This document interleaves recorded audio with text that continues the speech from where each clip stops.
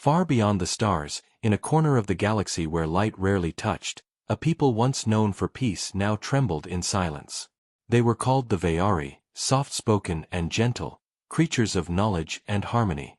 For thousands of years they had built temples of learning, gardens of light, and cities that floated in the clouds. But they had no armies, no warriors, no killers. They believed they would never need such things. Yet now their skies were burning. The Krail, a race of brutal conquerors, had found them. The Krail did not build gardens. They built fire. They spread like a storm across the stars, consuming every world in their path. To them, the Valor were not a people, only prey. Their crystal cities crumbled in flames, their gardens turned to ash, their skies filled with the sound of enemy warships. The Valor tried to resist, but their ships were weak, their weapons outdated, their hearts too kind. Every battle ended in massacre. For every one Krail soldier that fell, hundreds of Valor died. Hope began to fade like dying light. In their final desperation, the Valor turned to an old myth whispered among the stars. For generations, there had been stories of a distant world, a world called Earth. It was said that Earth was different, that humans were not like other species. They were not the tallest, not the strongest, not the fastest. But they were dangerous in ways others could not understand. They had survived every kind of war. They had faced themselves, their own kind, for centuries. Where other species sought peace, humans sharpened their claws. Where others built walls, humans built weapons. The Valor had doubted these tales. But now, with the Krail at their gates, they had no choice but to believe. The last council of the Valor gathered inside their great chamber, its crystal walls shaking with distant explosions. Faces pale, eyes full of fear, they decided to send a signal, a call carried across the void of space. The message was simple, but heavy with despair. To the world called Earth, we are dying. We are not warriors. We need warriors. If you hear this, help us, or we will be no more. The transmission left their world, racing through the darkness like a final prayer. The Valor fell silent, waiting, not knowing if their cry would ever be heard. Far away, on a small blue planet circling a yellow sun, the message did arrive. On Earth, in a hidden command center deep beneath the surface, screens flickered with strange alien symbols. At first, technicians thought it was noise, some broken signal from deep space. But when the translation came, silence filled the room. The aliens were begging. Not for food. Not for medicine. Not for technology. They were begging for fighters. They were begging for killers. The humans listened carefully. Every word was a mix of fear and hope, as if the Valor had already seen death standing at their door. Around the world, governments and leaders gathered. Some argued it was not their war. Earth had its own problems, its own dangers. Why risk human lives for a species they had never met? Others saw an opportunity. If the stories about humans were true, if their history of war was known across the stars, then perhaps this was their chance to show what humanity really was. Generals leaned forward, eyes cold, whispering. They asked for warriors. We can give them warriors. Scientists confirmed the signal's origin. It was no trick. A real world, a real people, on the edge of extinction. And they had chosen Earth, above every other race, to answer the call. But why Earth? Why humans? No one could answer that fully. Yet deep down, everyone knew. Humanity's history was written in blood. From stone spears to nuclear fire, humans had always found new ways to fight, to survive, to win. The aliens may not understand humans, but they understood one thing. No species in the galaxy had killed more of its own kind than humanity. If humans could do that to themselves, what could they do to an enemy? As the signal replayed across the command room, the final words echoed like thunder. Bring us your deadliest, or we all die together. For a long moment, no one spoke. Soldiers shifted uneasily. Leaders exchanged nervous glances. In their hearts, they knew what was about to happen. Earth was not going to send diplomats. Earth was not going to send aid. Earth was going to send its most dangerous creation, the Death Squads. And for the Veari, the choice they had made in desperation would change not only their future, but the fate of the galaxy itself. The message from the Veari played again and again on Earth's most guarded screens. Across hidden bases and secret halls, leaders and generals watched in silence. The words were simple, but they carried weight like a heavy stone. We are not warriors. We need warriors. In that moment, Earth faced a choice no one had ever imagined. Some leaders argued quickly. They said it was not humanity's problem. The stars were full of distant people. Why risk human lives for strangers who had nothing to give in return? Earth had enough problems of its own: rising tensions, hidden wars, the never-ending struggle between nations. Yet others leaned forward with sharp eyes. They saw something different. They saw history repeating itself, a chance to step into the stars not as explorers or traders, but as the one thing humanity had always been: the bringers of war. Around the table of the world's highest council, the debate grew heated. A diplomat spoke with calm words, warning of danger. If we go to fight their war, we may create enemies far stronger than ourselves. We are still young among the stars. Perhaps it is safer to stay silent. But a general with iron medals on his chest slammed his fist on the table. His voice was cold, steady, like steel. They did not ask for peace. They asked for warriors. And we are the only true warriors in this galaxy. If we do nothing, we waste the only advantage humanity has. Eyes turned to him. In that heavy silence, the truth was clear. Humanity had never been the most advanced, never the most united, never the most peaceful. But when it came to war, when it came to the art of killing, humanity had no equal. In secret, military planners began to move. Files were opened, old programs reviewed, dark projects pulled from locked vaults. Across Earth, there were groups of men and women trained for the kind of missions no one ever admitted existed. They were not soldiers in bright uniforms. They were shadows, killers without mercy, forged in silence. They were known by many names, whispered in fear. But the generals knew the true name: Death Squads. Governments argued over sending diplomats or peacekeepers, but the generals had already made their decision. The Veari wanted warriors. They would get something far worse. The preparation was swift. Special units were selected from across the world. They were the strongest, the fastest, the most ruthless. Men and women who had fought in deserts, jungles, frozen wastes. People who had killed and survived where no one else could. They were told little, only that they were being sent beyond Earth, beyond the known, to fight a war that was not theirs. They did not ask questions.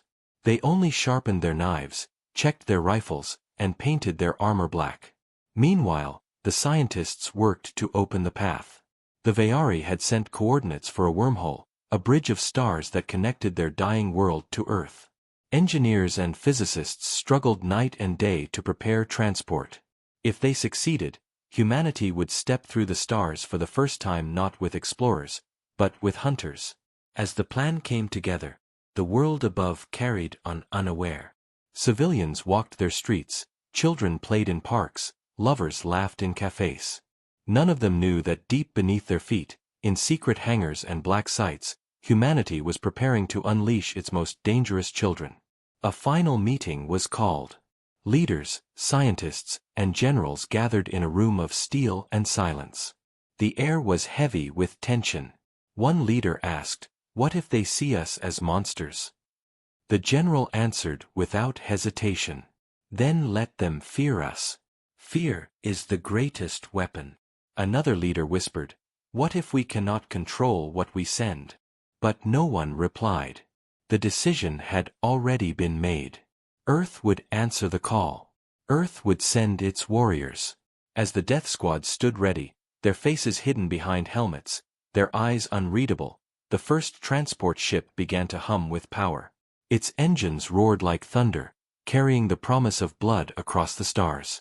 The world watched through secure screens as the ship rose into the sky, a spear of steel breaking the clouds. Some whispered prayers, others silent fears. For the Vayari, it was hope. For the death squads, it was just another mission. The wormhole opened like a wound in space, black and endless, waiting to swallow the ship whole. No one knew what waited on the other side. The last words before the jump were spoken by the commander of the squad. His voice calm, almost amused. They begged for warriors. Let us show them what warriors are. With that, the ship vanished into the dark mouth of the wormhole, and Earth held its breath. Somewhere far away, in a burning world under alien skies, the Vayari waited. They had asked for salvation. What they would receive was something very different. The wormhole tore open like a black wound in the stars, its edges twisting with blue fire. From the depths of the void, the first human ship emerged, armored and silent, drifting into a sky filled with smoke and war. Below them stretched the Vayari homeworld, once a place of crystal towers and glowing gardens, now scarred with fire and ruin. The death squads looked through steel windows, their faces hidden behind helmets, their voices cold over comms. For them, it was not beauty that mattered. It was the battlefield. On the ground, the Vayari gathered in fear and hope. They had been waiting for days, their cities falling one by one to the Krail invaders.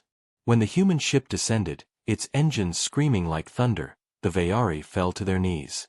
They expected saviors dressed in shining armor, heroes with noble words. But what walked out of the ship was something else. The humans stepped down in black armor, weapons strapped to their backs, faces hidden. Their movements were sharp, cold, efficient, like predators stepping into a new hunting ground. The Vayari watched in silence, their hearts heavy with both relief and fear. These were not saints. These were killers. The leader of the Vayari Council, an old figure with trembling hands, stepped forward. His voice shook as he tried to welcome them. We thank you for answering our call. You are our last hope. The human commander tilted his head, saying nothing for a long moment. Then his voice came through the helmet speaker, flat and without emotion. Where are the enemy positions? No words of comfort. No promises. Only the demand for targets. The Vayari exchanged uneasy glances. Still, they gave maps, coordinates, desperate explanations of the Krail forces that circled their cities. The humans studied the data quickly, without hesitation. Then they turned and began to move, as if the war had already started. That night, as the Vayari huddled in ruined buildings, the death squads disappeared into the forests and ruins. They moved like shadows, silent and unseen. The Vayari tried to follow them with drones, but the humans vanished from sight. Hours passed, and the night grew heavy. Then, from the darkness beyond the city walls, the first sounds came. Screams. Metal tearing. Explosions that rattled the ground. The Krail had sent patrols to hunt the last survivors, but they had not expected hunters of their own. The death squad struck without warning. One moment the jungle was silent, the next it erupted with gunfire, blades, and fire. The Krail soldiers, taller and stronger, marched with confidence. But against humans, their size meant nothing. The death squads tore through them with speed and precision, killing in silence, breaking necks, cutting throats. Where bullets did not work, knives finished the job. Where fire failed, grenades spoke. Hours later, silence returned. When the sun began to rise, the Vayari saw what had been left behind. On the outskirts of the city, piles of broken armor and lifeless bodies littered the ground. The Krail patrols were gone, every last soldier slaughtered. Not one had escaped. The Vayari stared in awe and horror.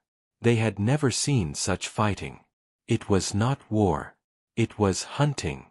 The humans returned at dawn, walking calmly through the smoke, their armor dark with blood, their weapons still warm.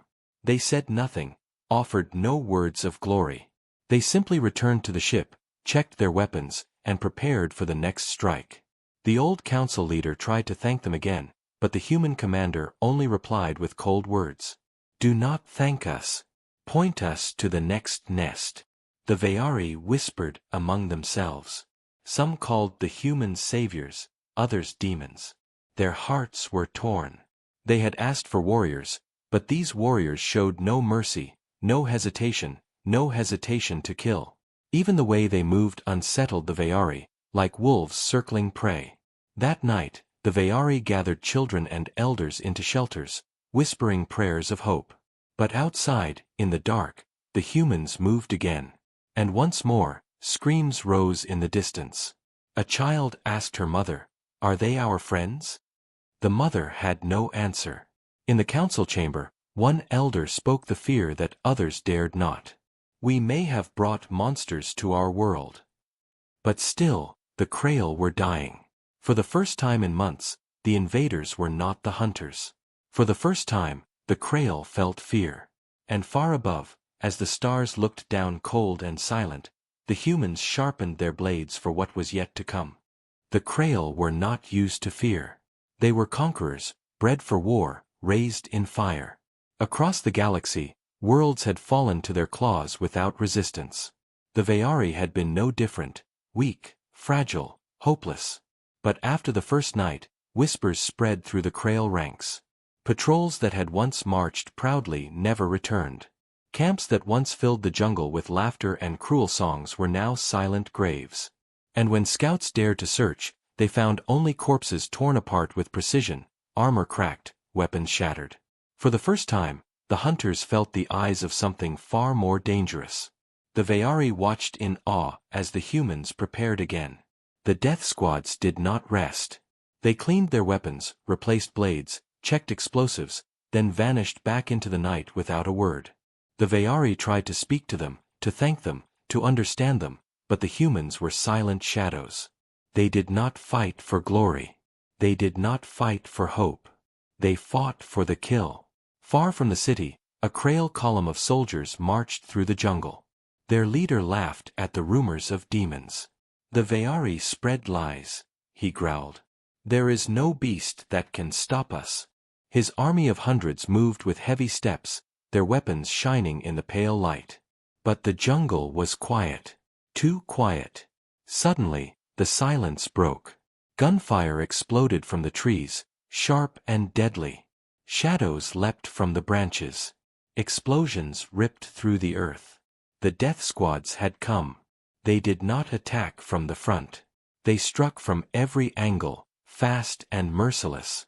One soldier fell with his throat cut before he could raise his weapon. Another screamed as fire swallowed his body. The Krail tried to regroup, but every order was drowned out by chaos. Bullets tore through armor. Knives slid between plates. Mines exploded under heavy feet. The Krail were larger, stronger, but strength meant nothing against precision. The humans moved like ghosts, never staying in one place, vanishing into smoke and reappearing behind their prey. Within minutes, the proud column was broken. Soldiers ran into the jungle, but death followed them. By dawn, the earth was painted red. Not one Krail soldier escaped. From the hills above, the Veari council watched through trembling eyes. They had never seen war like this. It was not battle. It was slaughter. The humans moved among the bodies, silent, calm, collecting weapons and supplies. To them, it was routine, as if they had done this countless times before. And in truth, they had. Earth's history had made them masters of killing. The Krail survivors who heard the news began to whisper a name. They did not call the humans warriors. They called them death. That night, in the shadows of the ruined forest, the Krail commander of the invasion listened to reports. His face twisted with rage, but in his heart, a seed of fear grew. He slammed his claws on the table, shouting, "They are only a handful. They cannot stop us." Yet he could not ignore the numbers. Hundreds of his soldiers gone in days, destroyed not by armies, not by fleets, but by small squads of humans. He had never faced an enemy that fought like this. The Veari did not celebrate. They lit no fires of victory. Instead, they whispered quietly, wondering what they had done. They had prayed for warriors, but what had arrived were predators. In the council chamber, one elder spoke the thought none wanted to admit. If they do this to the Krail, what will they do when the war is over? Will they leave us alive? Silence filled the chamber. No one answered. Meanwhile, the humans prepared again. The commander of the death squads marked new targets on a holographic map. His voice was steady, calm, as if discussing weather. Next camp, 3 hours east. We strike at midnight. The others nodded without hesitation. No one asked why. No one questioned orders. They were machines of flesh, built only for the mission. And so, as the night fell again, the humans moved through the jungle, their boots silent on the earth, their eyes glowing faintly in the dark. Somewhere ahead, another Krail camp roared with fire and laughter, unaware of the shadows creeping closer. Soon, the screams would rise again. Soon, the galaxy would learn the truth. The Veari had not summoned saviors. They had unleashed death itself. The war on the Veari homeworld began to change. Where once the Krail marched freely through streets and forests, now they moved in silence, watching every shadow. They had always seen themselves as predators, but something worse now hunted them. Stories spread among their soldiers of humans who killed without rest, who vanished into smoke, who tore through entire camps without leaving a single survivor. The Krail were a race that thrived on fear, using it to crush their enemies. But now that fear had turned against them.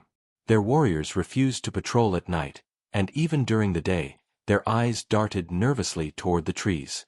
In the cities, the Veari watched as the death squads carried out mission after mission. Every time they left, death followed. Every time they returned, their armor was blackened, their blades stained. And always, they were silent. The Veari expected them to cheer, to raise their fists in triumph, to speak words of hope. But the humans did none of that. They cleaned their weapons, patched their armor, ate their rations, and left again. They fought not for honor, not for glory, but for the kill. Among the Veari, fear began to grow, not of the Krail, but of their new allies. Mothers pulled their children close when the humans walked by. Elders lowered their heads, afraid to meet the cold eyes behind the helmets. The humans were their saviors, but also their nightmares. In one ruined city, a group of Veari children followed the death squads from a distance. They whispered to each other, trying to guess what humans looked like under their helmets. One child said, "They must be like us, only stronger." Another shook his head. "No, they are not like us. They are not like anyone." The humans never noticed the children watching. Or perhaps they did and simply didn't care. To them, civilians were shadows. Only the mission mattered. The Krail, desperate to regain control, launched a massive assault. Hundreds of soldiers, armored and armed, stormed a valley where Veari survivors had gathered. The aliens cried out in terror, believing the end had come. But the humans were already there, waiting in silence. The battle that followed was like nothing the Veari had ever seen. The death squads unleashed fire from every angle, bombs shaking the earth, bullets cutting through the air like steel rain. The Krail fought back with fury, their weapons glowing, their roars shaking the valley. But the humans never slowed, never stopped. They moved like machines, advancing step by step, never letting the enemy breathe. By the end, the valley floor was covered in bodies. The Krail had been destroyed, their assault broken. The Veari survivors looked at the humans with awe and terror. These warriors had saved them, but the price was a battlefield soaked in blood. That night, as the Veari council gathered, their voices trembled with uncertainty. One elder spoke softly. "We prayed for help, and the humans answered. But I do not know if we can live with what they bring." Another replied, "Without them, we would all be dead already. Is fear not a small price for survival?" The room fell silent. No one wanted to admit the truth. They were starting to fear the humans as much as the Krail. In the Krail command center, rage filled the halls. Their leaders had never known defeat like this. Reports told of soldiers abandoning posts, of camps burned in the night, of whispers spreading faster than orders. One commander slammed his claws on the table and shouted, "We fight beasts. Not men, not machines, but beasts." Another answered, voice trembling, "No, Commander, we fight humans." Across the battlefield, Respect for the humans began to spread as well, though it was a respect born not of love but of fear. The Krail no longer laughed at their enemy. They spoke of them in hushed tones, warning each other to stay sharp, to trust no shadow, to expect death at every turn. The humans had become a legend, a story told by both ally and enemy. Some called them demons. Some called them monsters. But all agreed, they were unstoppable. The Veari elders whispered about the future. What would happen when the Krail were gone? Would the humans leave as promised, or would they stay, carving the world into something new and terrible? The humans gave no answer. They never spoke of tomorrow. They only spoke of the next target. On a quiet night, as the stars burned above, the commander of the death squads sharpened his knife by the fire. A Veari elder dared to approach and asked, "Why do you fight this way? Why do you show no mercy?" The human looked at him, eyes cold behind the mask, and replied, "Mercy does not win wars." Then he stood, and with a gesture, the squads disappeared into the night once more. And so the war continued, and the line between salvation and damnation blurred with every drop of blood spilled by human hands. The Krail had been losing ground for weeks. Camps destroyed, patrols slaughtered, commanders killed in their sleep. Fear was spreading faster than orders, and even the strongest warriors hesitated when told to march into the forests where humans hunted. Yet desperation has its own power. The Krail High Command gathered in the heart of their war machine, their massive flagship orbiting above the ruined Veari world. Reports came from every front, hundreds of dead, supply lines shattered, morale broken. Rage filled the room as the commanders slammed their fists and claws against steel. At last, one spoke the words all had been waiting for. "We will end this with fire. We will gather all that remains and crush them in one storm." And so the order spread. Every Krail soldier on the planet was recalled, every ship, every machine of war. They would not hunt the humans in small groups. They would unleash everything at once. On the ground, the Veari felt the change. The skies grew darker with enemy ships, the forests shook with the march of thousands.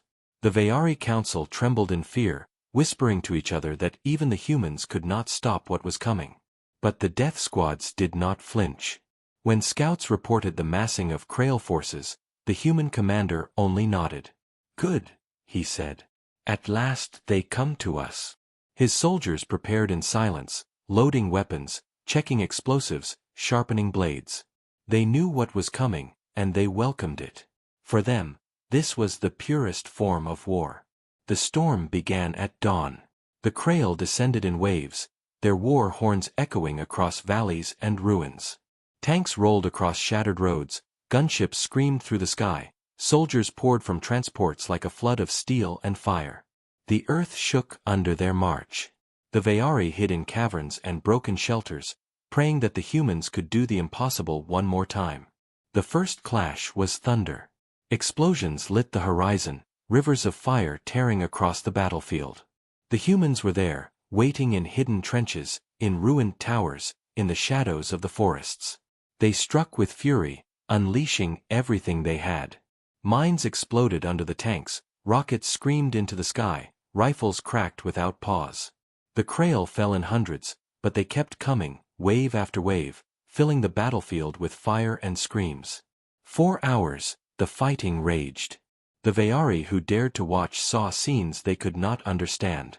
Humans moving through fire as if it were rain, charging into enemy lines with knives when bullets ran dry, dragging wounded comrades only to rise and fight again.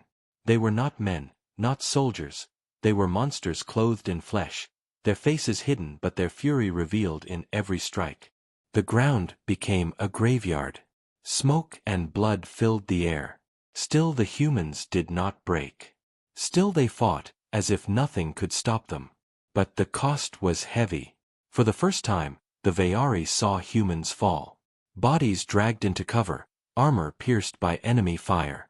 The death squads bled, but even in pain, they kept fighting, their rage pushing them beyond reason. The Krail could not understand it. No matter how many humans they killed, more came forward, eyes burning, weapons roaring. The battle stretched into night, and the world itself seemed to scream. In the end, the Krail lines broke. Their great assault collapsed under the weight of human fury. Thousands of their soldiers lay dead, their machines burned, their ships falling from the sky. The humans stood over the battlefield, exhausted but unbroken. They had won. The Veari whispered in disbelief. No one had ever stopped the Krail once they marched with full strength. No one, until now.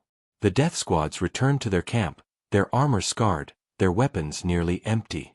Yet their eyes, cold and sharp, told the truth. They had enjoyed it. They had tasted the storm and craved more. Among the Veari, unease grew stronger. Yes, the humans had saved them once again. But at what cost? The forests were gone, burned to ash. The rivers ran red with blood. Cities that still stood now trembled under the weight of destruction. The Krail had been beaten, but the humans had destroyed nearly as much. That night, a Veari child peeked from a shelter and saw humans by the fire, laughing softly as they cleaned their blades. She asked her mother, "Are they heroes?" The mother held her close and did not answer. In the council chamber, an elder finally voiced the thought all feared. The Krail may be gone tomorrow, but the humans will still be here. And when the war is over, what will they want then? No one spoke. Outside, the death squads prepared again. For them, victory was never the end. It was only the beginning of the next hunt. The war was over. The last Krail ships burned in the sky, falling like dying stars into the oceans of the Veari homeworld. Their armies lay shattered across valleys and plains, their weapons rusting in the mud. For the first time in months, the skies were clear of fire. The Veari stood among the ruins of their cities, trembling with both relief and grief. They had survived. But survival came at a terrible price. Their crystal towers were gone, their gardens turned to ash, their temples broken. And everywhere, the ground was stained with blood.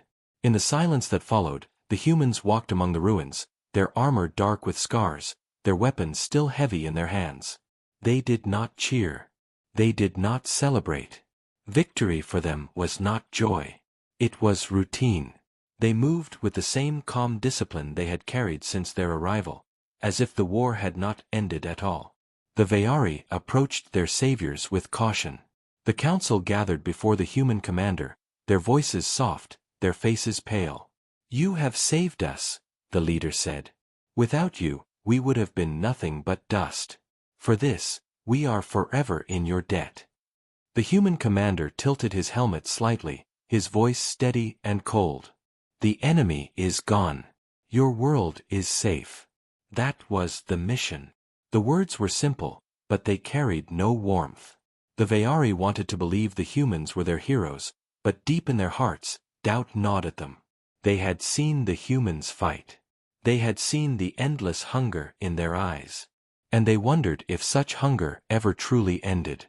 Across the ruined cities, children peeked from shelters at the humans as they passed. To the young, the humans were figures of fear and fascination. To the elders, they were reminders of a choice made in desperation, a choice that could not be undone. In the nights that followed, the death squads did not rest. They continued to patrol the forests and ruins, as if searching for more prey. They set traps in the wilderness, sharpened blades, drilled with weapons long after the war was done. The Veari whispered among themselves, "Why do they not stop? Do they not know the battle is finished?" Some feared that the humans were waiting for a new enemy. Others feared that, if no enemy came, the humans might make one. In the great chamber of the council, debate turned to fear. "They will leave soon," one elder said. "Their mission is done." But another shook his head. "What if they do not leave? What if we cannot make them?" The room fell silent. No one knew how to control the humans. No one dared to try. Meanwhile, the humans remained silent, waiting for orders only they seemed to understand. For them, this was not the end of a war. This was only another page in an endless story of blood. One evening, a Veari elder gathered the courage to approach the human commander once more. He asked softly, Why do you fight the way you do? Why do you destroy everything in your path? Even our cities, even our land. The humans' reply was cold and simple. War leaves nothing standing. If you wanted mercy, you should have called for saints. You asked for warriors. Warriors destroy. The words echoed through the elder's heart like a blade. He realized then the truth of their choice. They had not summoned heroes. They had summoned death. Days later, the humans gathered near their ship. Their armor had been cleaned, their weapons polished, but their eyes still burned with the hunger for battle. The Veari stood at a distance, afraid to come too close. They did not know if the humans would leave or stay. The commander gave no promise, no farewell, only a single warning: the galaxy is not kind. If you call for warriors again, know what you are asking for. Then the death squads boarded their ship. Engines roared, fire lit the sky, and the vessel rose toward the stars. The Veari watched until it vanished, leaving only silence behind. Relief washed through their people, but so did fear. For though the humans had gone, their presence lingered like a shadow. The Veari rebuilt slowly, stone by stone, crystal by crystal. Yet every whisper of wind through the ruins carried the memory of screams. Every shadow in the forest reminded them of black armor and cold eyes. They were alive, yes, but changed forever. And across the stars, the story of the humans began to spread. To some, they were saviors. To others, demons. But to all, they were the same thing, the deadliest warriors the galaxy had ever known. And so the tale ended, not with peace, not with glory, but with a truth carved in blood. When you call for warriors, do not expect salvation. Expect monsters.